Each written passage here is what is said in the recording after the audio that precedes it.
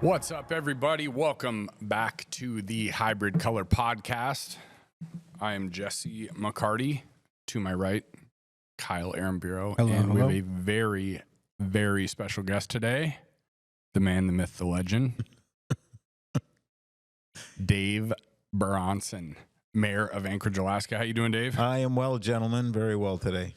Little impromptu. Yeah. You're like, what am I doing here? Yeah. What is this? He's like, so at what point am I going to figure out what's going on here? Yeah. What are they asking? Yeah. We just want to get to know you. I think that in politics, unfortunately, everyone's kind of in the public eye, and you obviously have to watch yourself. And Yeah.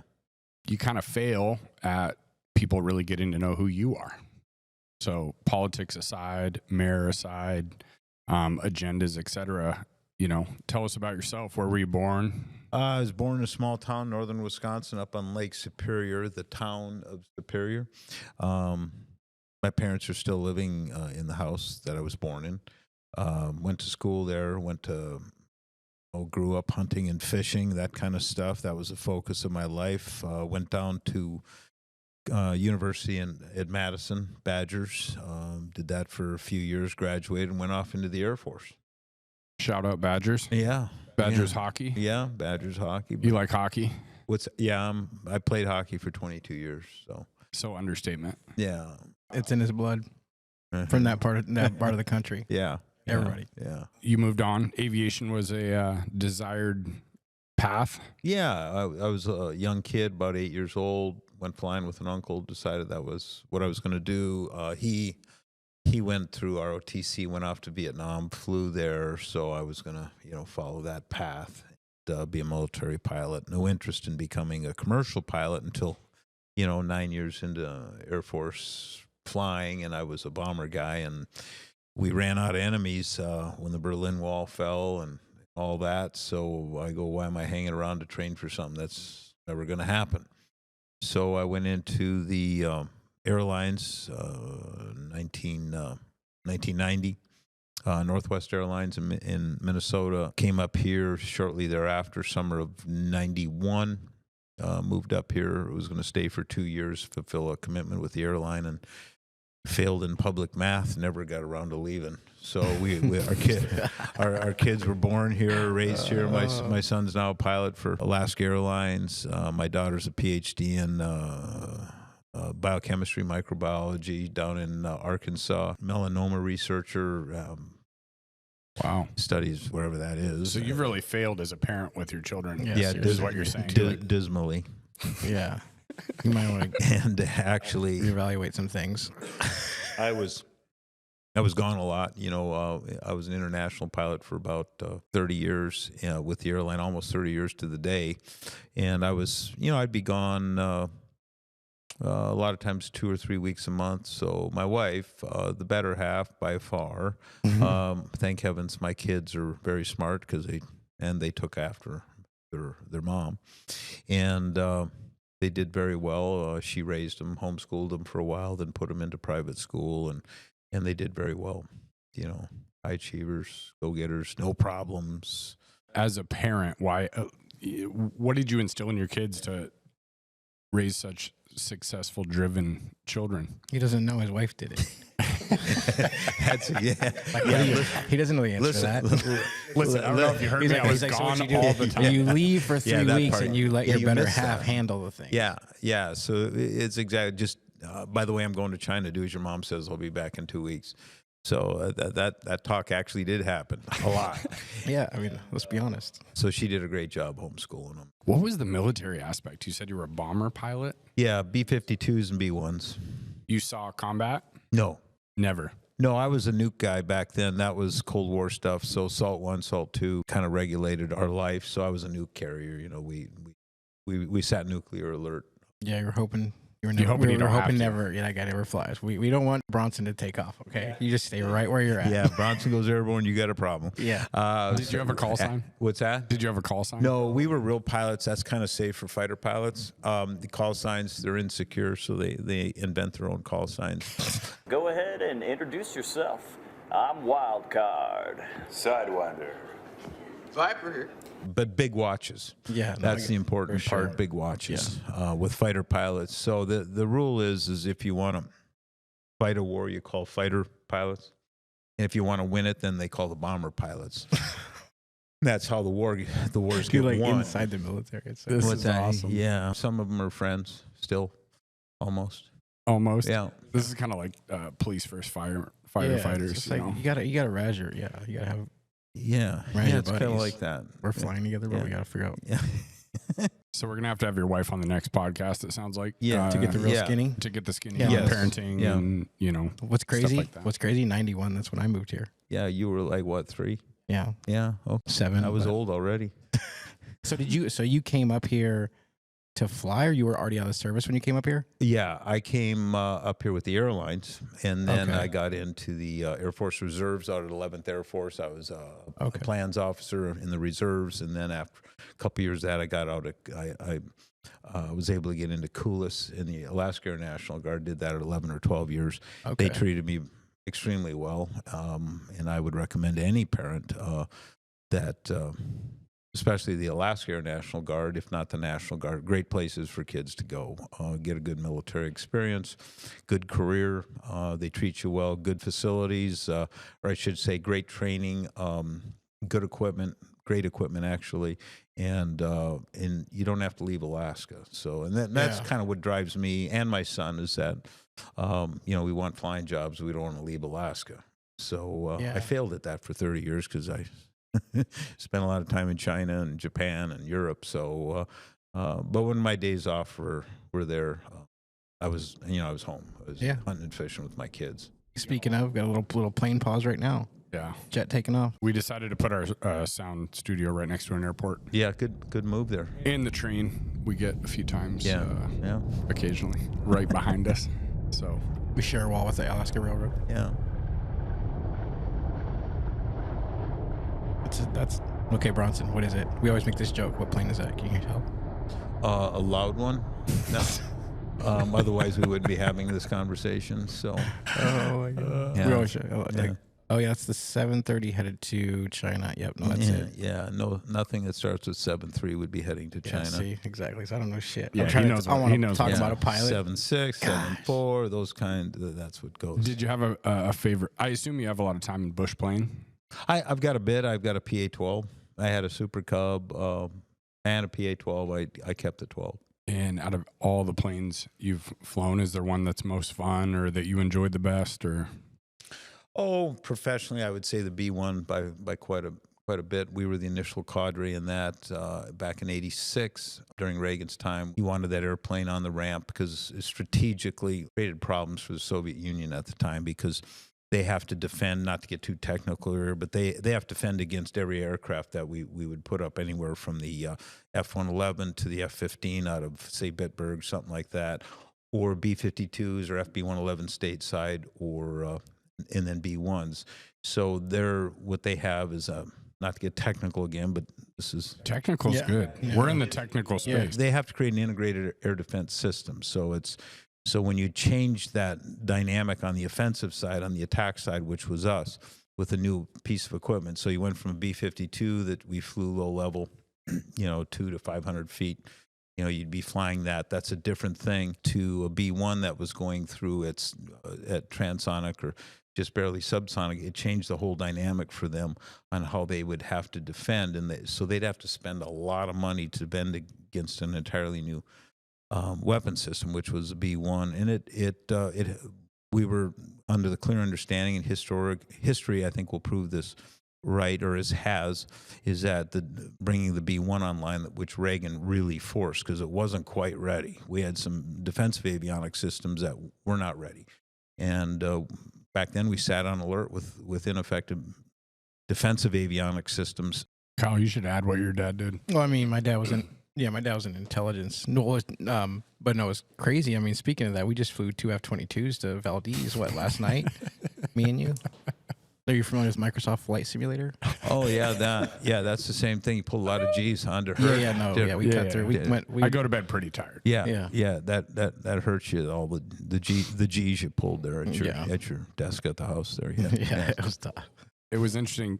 Kyle's father, and he can elaborate, obviously, used to look at imagery that they had taken. He would have to analyze that information, dealing with pictures, and now Kyle's career path ends up being in. Look at the differences in edits. He would just look at imagery, and I'm like, well, that's what I do too. Yeah. Like, yeah, it's crazy. Yeah. Yeah. But, so your son being a pilot is no surprise. Well, eh? we would get briefed every day on alert from an intel officer on just that. So if there was a weapon or a target change, and I think I'm allowed to talk about this 40 years later. Luckily, you never had to do anything, right? Right. That's thank God we for wouldn't that. be having this conversation again. Sure. If I had. So And sure. maybe he did, but we just can't say. Yeah, I mean, yeah. like he would be like, "Oh yeah, I actively did this." Yeah. So Alaska's been good to you. Extremely good. Raised our kids here, built a house here, built a life here, have a good church, good friends, interesting job. What'd you think in the short? It kind of was what I expected. Just, you go to Lower 48 and, you want to go hunting. You got to find out who owns the land, who's got permission, yeah. what does this fence That's line mean, true. all this other stuff. You come up here and you don't even know who owns it. As soon as you get across the inlet, it's a free for all. I spent a lot of time, many years in Prince William Sound, and you just camp where you want, where you can, where there's access, beach access, and we grew up. My kids grew up hunting and fishing in Prince William, black bear hunting and deer hunting in Prince William. So a lot of fun. Someday I'd like to get back to that life. Yeah. When was the last time we went hunting? I think I got 3 days this year at my son's cabin. Oh, that's still good. Yeah, it was. That's good. more than most. Yeah, You know, I said Prince William Sound. I mowed the lawn. boat. I mowed the lawn. Yeah, that's. What kind of boat you have? Hughes Craft? No, we had a Sea Dory, 22-foot Sea Dory, real good little boat. Fiberglass, team fiberglass. Yeah, Let's go, everybody. It's designed for the mouth of the Columbia. So when at low tide, it's designed to go flat.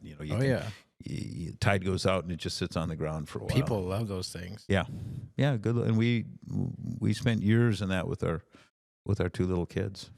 I'm the riverboat guy. He's got the fiberglass ocean boat that, Oh, we what do don't you got? take our turns. I got a Bayliner 2859. Oh, okay. Yeah, Sounds big- good with probably a yeah, Merc, a single gas. Yeah, 454. Yeah. Inboard. Oh, okay. 454, that's Chevrolet, right? Yeah, 460 is a Yeah. Ford, 454 is a Chevrolet, Yeah, I that's think. right. Yep. Yeah. Spitting facts right now, dude. He's schooling you up. There's no replacement for displacement. Yeah. Ooh. Yeah. So, So when was the last time you talked about the 454 in a political setting? It's a political setting? no, It is not. not yet. That is the point. That's crazy. Yeah. Yeah. So what? Yeah. So your path is you go, you do the fly thing, and then you decide, I want to start doing other things. I retired, during COVID 4 years ago.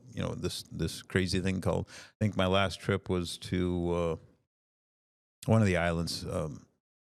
I finished up Honolulu to Seattle, and I land and I go home, and they said, "Hey, there's this thing called COVID. Why don't you, your next?" Because I was supposed to go home for a couple of days and then commute back to Seattle. I was based out of Seattle, and take your next trip, and I think it was Amsterdam or something. They said there's this thing called COVID kicking up, and then it just progressed one thing to another. And Wait, you were flying up until COVID, but then you were like, "Oh, I'm just going to go from air."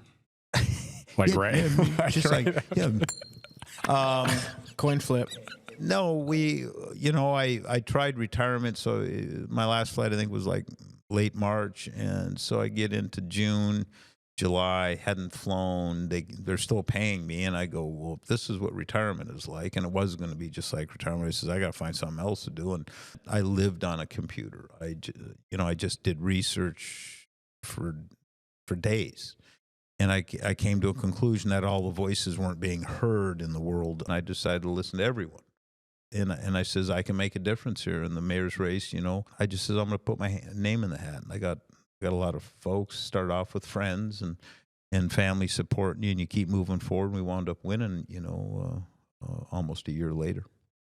So Fast track. So wait, so that type of you doing all that research and being busy and coming out of retirement, like have you always been like that? I don't like sitting well and doing nothing. and I saw retirement coming for what it was. Is I wasn't about to spend a full-time gardening and mowing the lawn and golfing. That sounds pretty good right now in the middle of winter. Yes, yeah, it does. But I just thought I had to stay busier, more productive. I was still fairly young, 62 or something. I thought I had a lot to offer. I had a lot of life experience, I think, and from the military, from the corporate world, from the airline world, and I thought I could make a difference. So you go and dance? What's that? You a big dancer?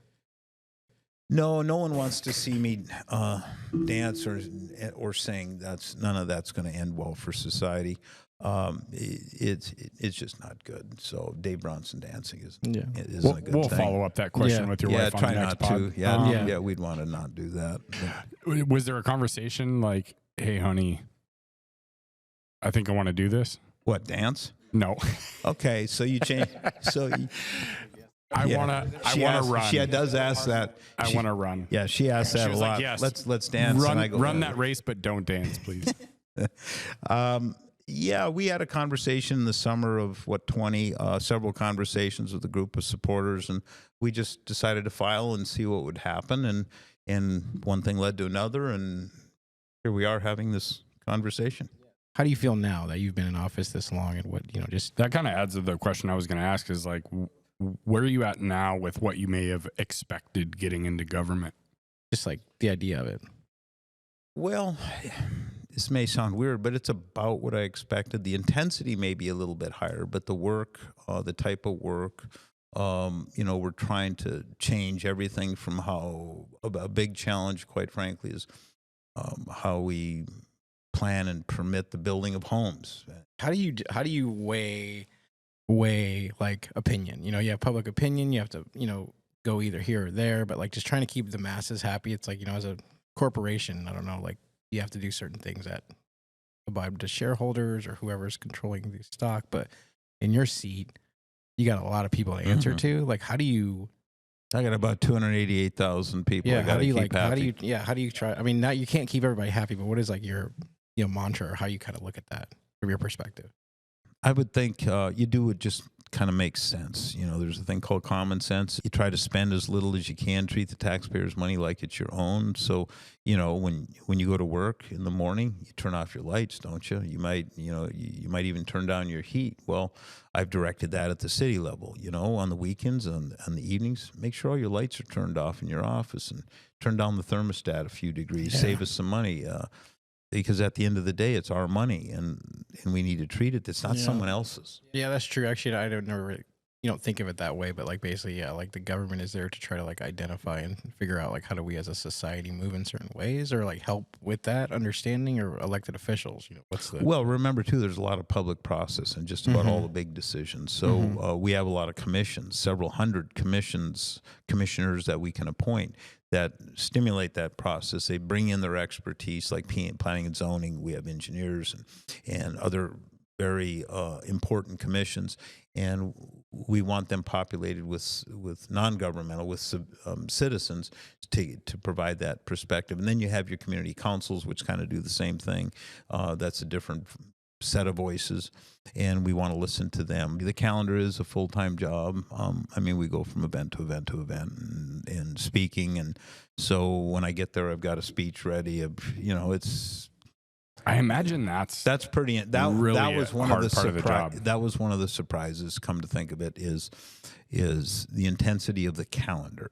Yeah. Yeah, that gets going pretty fast. So, I bet. And so we don't waste a lot of time and drive time. I'm multitasking as I'm driving, so whatever. Give us a day in the life. Give us a day in the life of Mayor Bronson. What's your day look like? I start normally with an 8:00 phone conference with some of my advisors, and then we go to, like today was an 8:30 staff meeting, which went. A lot of the directors come in and we talk about what we think impacts other directors. That usually goes 45 minutes to an hour. We set a record today. I think we ended in 40. So that's going, people are trimming it down all the time because time is Time is money. And then we moved into, I've had meetings steady until I drove here. So, and we got here at, 2:30, I think. So You're running for re-election. right. Why are you running for re-election?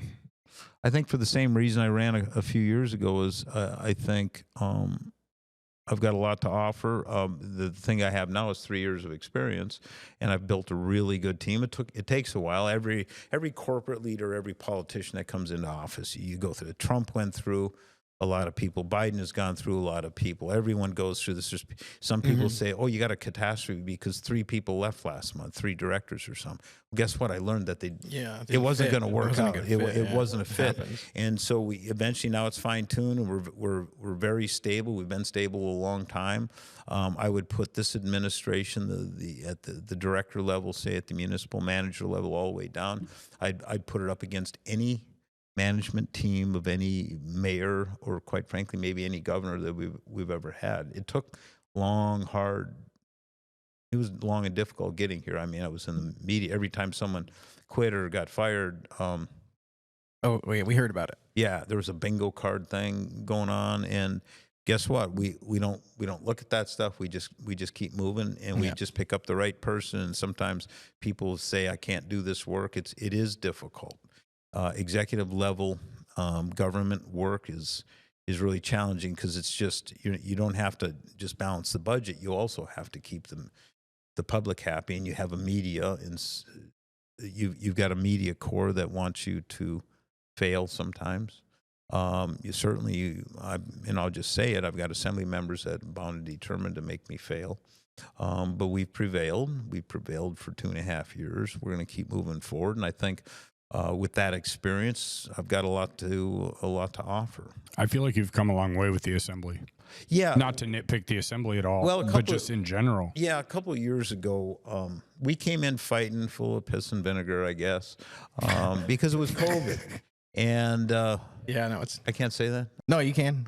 So we want more of that. You can say whatever you want. And about a year into it, I just figured it's not my nature. I'd rather be collaborative, and I liking people. I like working with them, because that's the world I grew up in. You know, I say in the aviation world, I go to work every day for decades, and everyone told you the truth. Everyone wanted the same objective, whether it was. I mean, your life depended on it. Yeah, well, yeah, and the safe operation of everything depended on. Then I come here, and the kind of the joke is that I don't know if anyone's telling me the truth. And so you have to navigate that change of environment. We did. I think we did real well. We got through it. It was tough getting to where we're at right now. And I'm just telling you, it was real tough. Similarly to building your team, it takes a long time to get where you want. I mean, the lay of the land with other areas of government or assembly, that's going to take time. But again, and I tell people, I agree with the assembly about 70% of the time. You look at how things transition on a Tuesday night at the assembly meeting. I don't resist hardly any of it, but every once in a while, and it seems to be mostly in the area of homelessness, that seems to be the area of contention, maybe just because it started off that way. For a couple of years, we've been working, I think, well, and it's getting better all the time, because I think we're realizing we've got to solve some of these problems together, because the way our government is set up is we execute administrations, we do the management of the city and all that stuff, and they budget. So they have the purse strings. That natural balance of power is we want that. You would think I want all the power. No, I don't. We need a balance, and I appreciate that they have the ability to help set policy, and then they budget, and that's how you establish your policy, is through how you spend your money. We have a clash of worldviews going on here in varying degrees. They're not. I'll tell you, on the current assembly, there's not one of them I dislike. I like most of them. I don't believe that, Dave. I don't believe it. I'm just kidding. No, it's the truth. I think they're oftentimes wrong, but that doesn't mean they're bad people. I think Kyle's wrong all the time. Yeah. But we have a great relationship. Well, yeah, and you got to get to that. They probably think I hate them. I don't, and I think the public sees that, in that a lot of the post-COVID energy is dying down. it's kind of settling away. The new paradigm is setting in, and we go, well, we got to solve homelessness. We got to, snow plowing. We got to deal with that. We got to deal with single. Let's talk about your snow removal mishap, because everyone else wants to talk about that. Can we dissect a little bit the snow removal stuff that we've heard about so often? I'm sure you've, heard your fair share of opinions. Yeah. Well, I mean, the mayor doesn't plow snow, but I am ultimately responsible for everything that goes on in the city. And because, the responsibility goes to the top, I'm fine with that. My exposure to snow plowing is I budget for it. And so like in June, July, August, we'll determine our snow plowing budget for 25. And that'll be my exposure. I can add to it or subtract from it. But I don't go in and say, I need this many graders and this many trucks and this many mechanics and this. Now, if you come in and you completely obliterate the snow plowing division, and in the face of them asking for more equipment, then you're kind of at fault. But I didn't do that. My directors, I go to them, what do you need for snow plowing? Well, our manpower is good. A couple of years ago, we were struggling because of the COVID shutdowns and people weren't coming back to work. So we incentivized people coming in, but we didn't change the number of graders. We've got 30 graders. We contract, and the grader is that key piece of equipment in snow plowing, not snow removal, but snow plowing. And so the director wants something, I just get him or her what they need within some kind of budget constraints.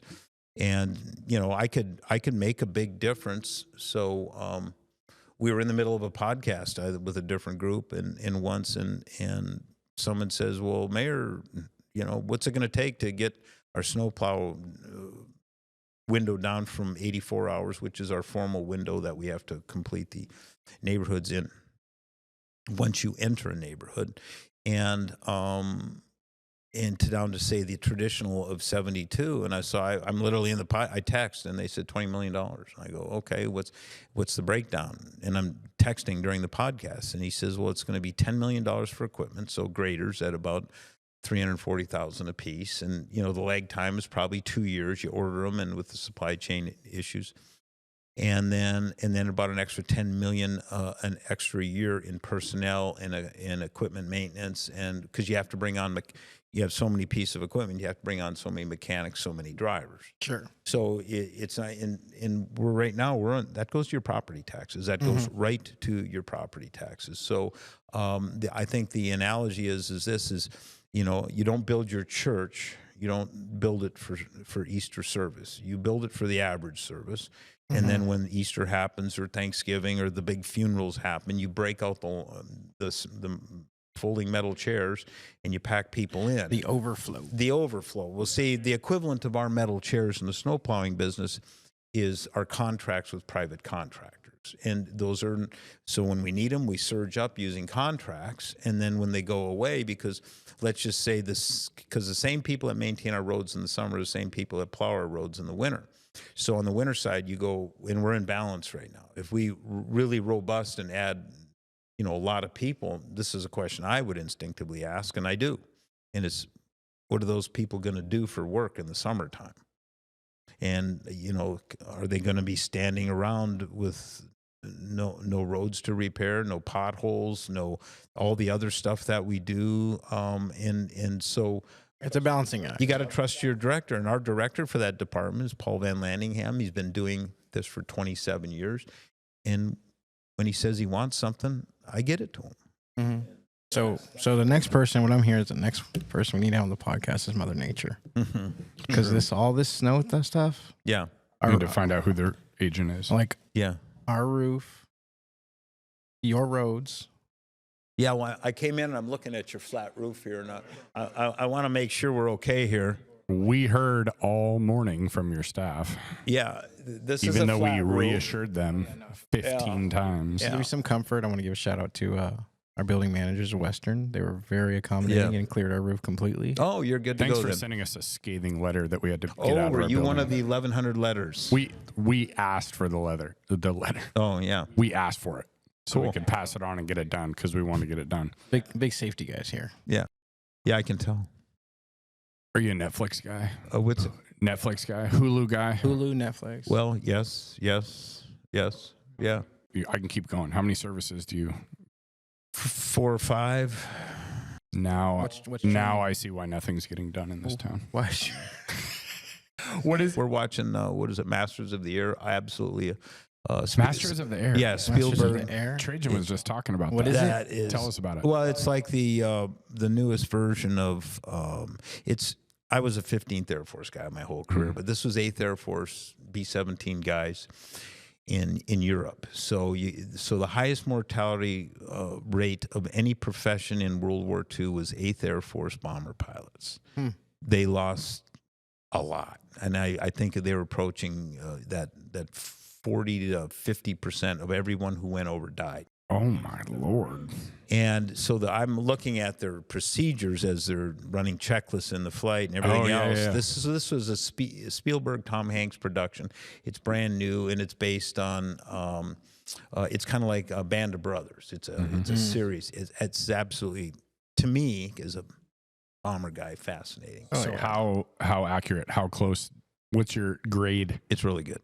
It's their language, because when I started in this business in the early 80s in the bomber world, so I was only 35 years after World War II, the end of World War II, we were using the same language, same checklist, same procedures, IP inbound, pilot center, the FCI, or you turn over the navigation to the bombardier, and he now has control through the autopilot of the aircraft, because it's they very, very precise. Daylight bombing, very dangerous, and they get into all that stuff. They have a contest between the British pilots and the Lancasters, which were bombing at night. It was area bombing. It was just devastating. It just destroyed people. And the Americans bombed in the daylight when they were subject to being shot down. So the British were bombing populations because they couldn't see anything. And then Americans were bombing precise military, like the Bearing factors in Bremen, the Messerschmitt factories in the various cities. And it was very effective. That, in fact, you could say that's how we won the war, because we destroyed their ability to wage war. I'm gonna have to watch that show. I've heard about it from multiple people now. Yeah. What? And you're getting it from an actual bomber pilot. True. That's a pretty good. Yeah, it's a really. I always like those YouTube videos where they're like American Sniper, as an example. They interview real snipers and Like have how them accurate. how accurate is the film. I always find that fascinating from a film perspective. Yeah. What are some other shows? Got any other stuff you watched in the past recently? Well, I'm kind of a Yellowstone guy. The one I like is 1920. The shirt gave it away. 2020. The shirt? The Yellowstone. Oh, this is a yellow. Oh, yeah. Okay. I don't the modern version I haven't watched much of, but the 1923 though. Yeah. We're waiting on the strike kind of shut them down for a year. So I think I've been waiting on the second part of the last season for forever. Yeah, it was supposed to be out, I think, last fall. But yeah, I kind of like that. And got a favorite movie all time? All time. It's probably a toss. I'll date myself. Bridge on the River Kwai or The Great Escape. So, I'm old. I get it. I watch them about every 20 years. And just to make sure it's still the favorite? Yeah, but they were good, Yeah. You go out to the movies? Not much. We got a pretty good system at the house. And I just soon lay on the couch and watch a big screen TV. And we got a pretty good sound system. So that's me. So tomorrow you have to pick a career. You've been a politician. You've been a pilot. What are you picking? Pilot. That was fast. It's either or. Yeah. Not like I okay. So that was you can't pick either of those two. Where are you going? Oh, great follow up. You can't pick pilot. You can't pick politician. Where are you going? What are we doing? You ain't retiring. You got to do something. When I'm retiring? No, you're not retiring. You're not retiring. You don't get to retire. I get to start over. You got to back to work. You got to do something. I don't know. I'd like to maybe a hunting guide, fishing guide, something like that. Good idea. What kind of fishing you like to do? I used to be a fly fisherman a lot when I lived in Lower 48. Didn't do much of that up here. It's I get into production fishing, so you fill in the freezer fishing? Yeah, fill in the freezer so flies take too long. So me and Bronson are together on that one. So I really like deep water fishing in Prince William, There's something about hauling up a big halibut, you know. Maybe we'll go fishing this summer. Yeah, we're gonna take you on the boat and go. A sunny summer day in Prince William Sound. Nothing like it. It's nothing like it. It's just calm, flat water. It's warm, and you get a couple salmon. And I'd bring this little package of cooking stuff, aluminum foil and charcoal. You dig a pit in the rocks, and you bed it, and you make and you Calm down, man. You throw a fillet in there, a little bit of onions, a little bit of butter. Away. It's so far away. Halibut cheeks, Yeah. butter, garlic. Well, I've never cooked halibut on the beach, but salmon a lot. Yeah. I was lucky enough to have a friend that lived in, had a place in Homer, Tutka Bay. Oh yeah. We'd go fishing during the day. We'd bring all back. Really? The halibut cheeks would come out. We'd be right out front. Butter, garlic, nothing better. Yeah. Yeah.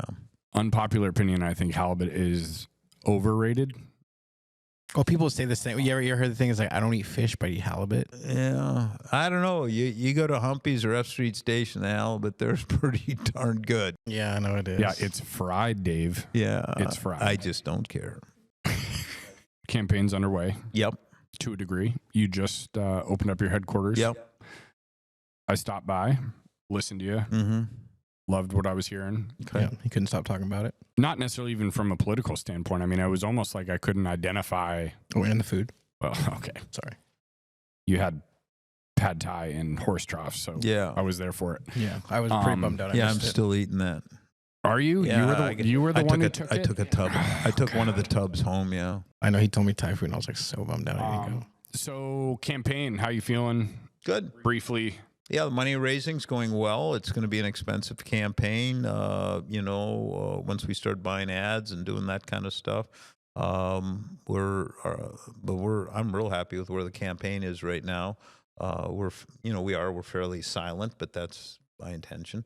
Mm-hmm. And we're moving forward. Would you be a guy to go to F Street with and hang out? I mean, Yeah, well, I go to F Street. yeah.